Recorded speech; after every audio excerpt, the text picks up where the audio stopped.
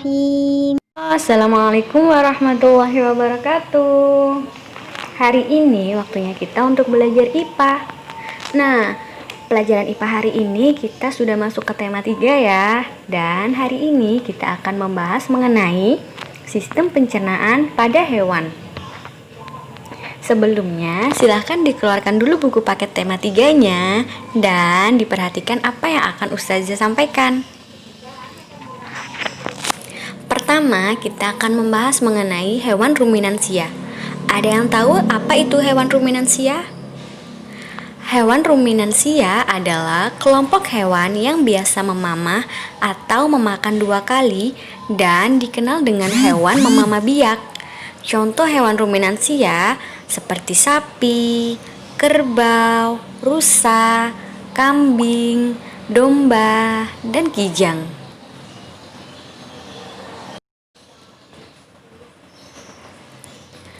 Nah, sistem pencernaan pada hewan ruminansia lebih kompleks dibandingkan dengan hewan lainnya.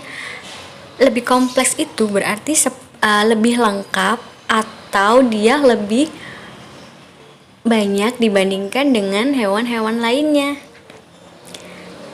Nah, pada hewan ruminansia terdapat 4 bagian lambung dengan fungsi yang spesifik. Artinya, lambung-lambung tersebut memiliki fungsinya masing-masing dan saling berhubungan. Selain itu, pencernaan makanan pada hewan ruminansia dibantu oleh beberapa mikroba seperti bakteri dan protozoa. Mikroba tersebut dapat membantu mencerna rumput atau mencerna makanan yang dimakan oleh hewan ruminansia. Nah, mekanisme pencernaan pada hewan ruminansia. Yang pertama, hewan ruminansia mempunyai gigi. Gigi hewan ruminansia tersusun dari gigi seri yang berguna untuk memotong makanan. Dan yang kedua yaitu gigi geraham untuk mengunyah makanan. Jadi masing-masing gigi atau masing-masing bagian gigi pada hewan ruminansia memiliki fungsinya masing-masing ya. Yaitu yang pertama ada gigi seri yang berguna untuk memotong makanan, dan yang kedua ada gigi geraham untuk mengunyah makanan. Selanjutnya yang kedua yaitu ada lidah. Lidah hewan ruminansia berguna untuk merenggut rumput atau makanan dan mendorong makanan yang sudah dikunyah menuju lambung. Jadi lidah ini berguna untuk memproses atau membolak-balik makanan yang telah masuk ke dalam mulut hewan ruminansia. Kemudian dia berguna untuk mendorong makanan yang sudah dikunyah menuju lambung. Yang ketiga yaitu saliva. Saliva merupakan cairan atau enzim khusus yang dihasilkan oleh kelenjar khusus pada sapi atau pada hewan ruminansia yang kemudian disalurkan ke dalam rongga mulut.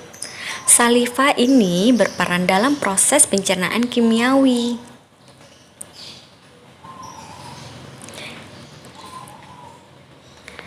Nah, lambung sapi berbeda dengan lambung manusia. Lambung sapi ukurannya jauh lebih besar dibandingkan dengan hewan-hewan lainnya dan dibandingkan dengan lambung manusia. Atau lambung hewan ruminansia ini berbeda dengan lambung manusia, ukurannya jauh lebih besar. Nah, lambung sapi atau lambung hewan ruminansia merupakan organ pencernaan yang sangat penting bagi hewan ruminansia atau bagi sapi tersebut. Karena dalam lambung makanan akan diolah kembali.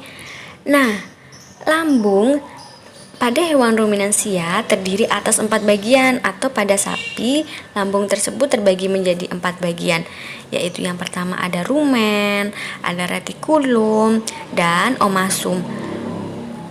Ada 4, yaitu ada rumen, retikulum, omasum, dan abomasum di bagian bawahnya, dan abomasum. Oleh karena itu, sapi dikatakan memiliki 4 perut. Nah, mengapa dikatakan 4 perut? Karena ada 4 lambung tersebut, yaitu ada yang pertama ada rumen, yang kedua ada retikulum, yang ketiga ada omasum, dan yang keempat ada abomasum. Nah, masing-masing lambung ini memiliki fungsi yang berbeda-beda loh. Ini adalah bagian-bagian lambung sapi, yaitu yang pertama ada retikulum. Perhatikan dengan tanda panahnya yang berwarna hijau. Ada abomasum yang berwarna kuning. Ada omasum yang berwarna merah.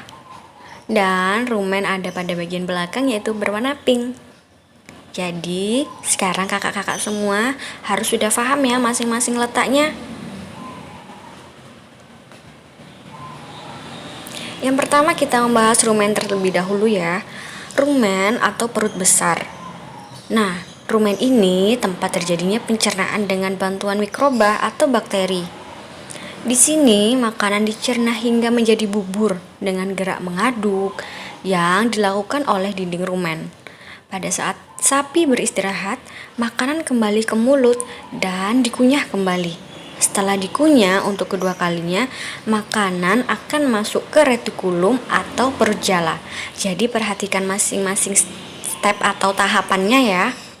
Nah, Ustazah akan ulang sekali ya. Pada rumen ini, yaitu terjadi proses pencernaan dengan bantuan mikroba atau bakteri. Nah, di sini makanan dicerna hingga menjadi bubur dengan gerakan mengaduk yang dilakukan oleh dinding rumen. Pada saat sapi beristirahat, makanan kembali ke mulut dan dikunyah kembali.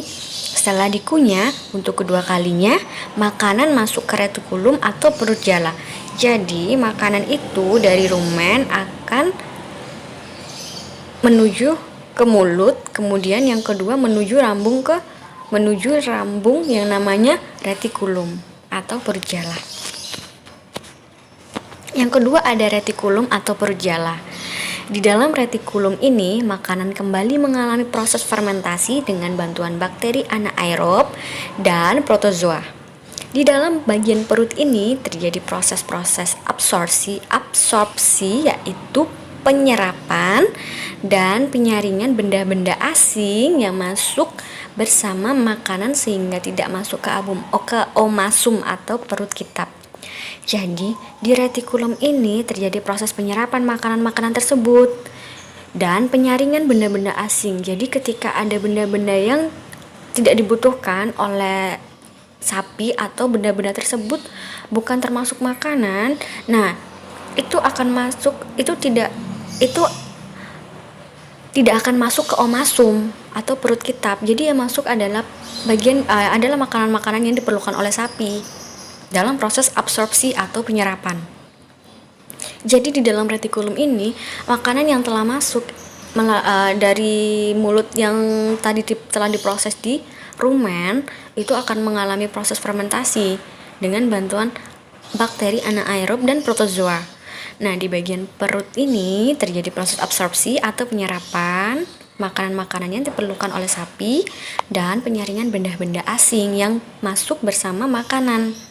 Sehingga benda-benda asing tersebut tidak akan masuk ke omasum atau perut kitab. Yang ketiga ada omasum atau perut kitab. Jadi dari retikulum, yang pertama tadi apa? Rumen. Habis dari rumen, kemudian dari retikulum, dan yang ketiga ada omasum. Nah, di dalam omasum ini makanan dicerna dengan bantuan enzim pencernaan, selanjutnya makanan masuk ke abomasum. Jadi dari omasum kita akan lanjut ke abomasum. Jadi berurutan ya Kak ya, diperhatikan masing-masing urutannya. Ustazah ulang sekali lagi. Yang ketiga ada omasum. Di dalam omasum ini makanan dicerna dengan bantuan enzim pencernaan. Selanjutnya makanan akan masuk ke abomasum. Nah, selanjutnya kita akan membahas abomasum atau perut masam. Perut bagian inilah yang sebenarnya disebut dengan lambung. Di sini makanan dicerna dengan bantuan enzim pencernaan pepsin yang dihasilkan oleh abomasum. Jadi di sini di bagian abomasum ini makanan itu akan benar-benar dicerna dengan bantuan enzim pencernaan atau pepsin. Jadi ada beberapa tahap sebelum makanan itu masuk ke abomasum ya. Diperhatikan masing-masing urutannya. Nah, setelah melewati seluruh proses pencernaan makanan di dalam abomasum, makanan bergerak menuju usus halus. Panjang usus halus seekor sapi dewasa dapat mencapai 40 meter, jadi panjang sekali ya.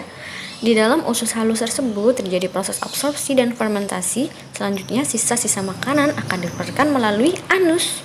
Jadi di sini proses pencernaan sapi sudah selesai jika sudah dikeluarkan ke anus.